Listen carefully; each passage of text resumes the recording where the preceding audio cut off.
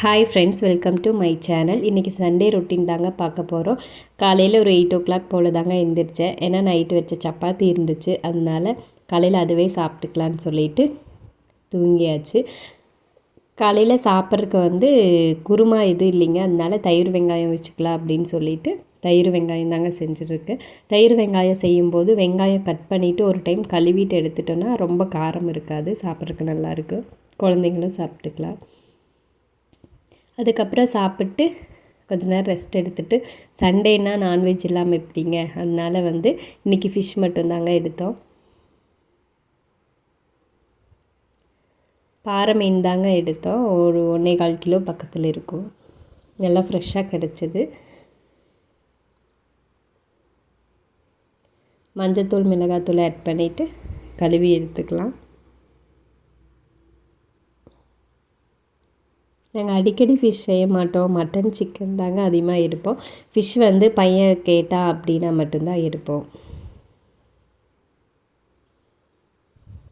அதுக்கப்புறம் குழம்புக்கு தனியாக எடுத்து வச்சுட்டு மசாலா பரட்டி வச்சாச்சுங்க.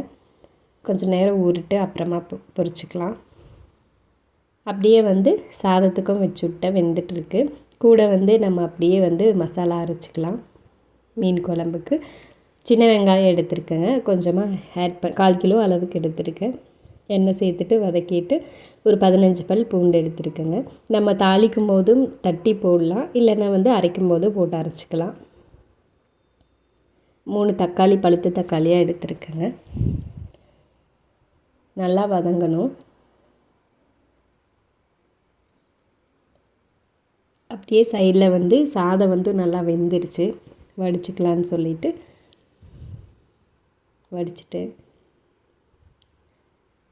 அப்புறம் மசாலா தக்காளி நல்லா வதங்கினதுக்கப்புறம் கூட ஸ்டவ் ஆஃப் பண்ணிவிட்டு மஞ்சத்தூள், காரத்துக்கு தகுந்த மாதிரி மிளகாத்தூள் ஆட் பண்ணிக்கலாங்க.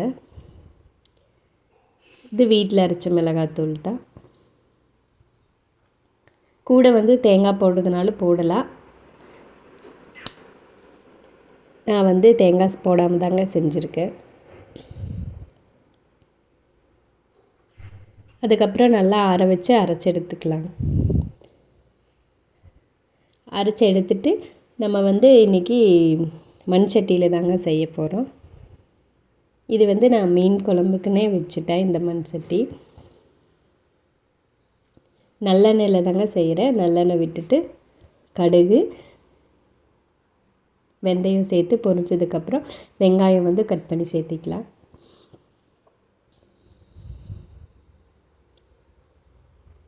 முழுசாக போடுறதுனால போடலாம், எங்களுக்கு பிடிக்காதுங்க, அதனால் கட் பண்ணி ஆட் பண்ணிவிட்டேன். பச்சை மிளகா 2 ஆட் பண்ணிக்கலாம். அப்புறம் அரைச்ச மசாலா எடுத்துகிட்டு ஒரு பச்சை வாசனை போகிற வரைக்கும் பிரட்டிட்டு புளி கரைச்சி வச்சுருக்கேங்க. ஒரு நெல்லிக்காய் சைஸ் புளி, பெரிய நெல்லிக்காய் சைஸ் புளியை எடுத்து கரைச்சி வச்சுருக்கேன், அதை ஆட் பண்ணிக்கலாம். அதுக்கப்புறம் ஒரு கொதி வந்ததுக்கப்புறம் மீன் ஆட் பண்ணிக்கலாங்க. மீன் ஆட் பண்ணும்போது வீடியோ ஆன் பண்ண மறந்துட்டேன்.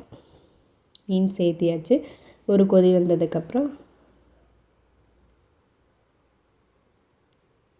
மல்லித்தூள் போட்டு இறக்கிக்கலாம்.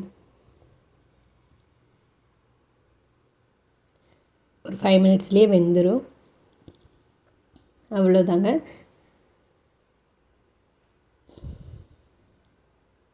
நல்லா வந்துருச்சு. என் ஹஸ்பண்டுக்கு மீன் பொரிக்கிறத விட குழம்புல இருக்கிற மீன் தான் பிடிக்கும். ஆனால் எனக்கு ஃப்ரை பண்ணால் தான் பிடிக்குங்க.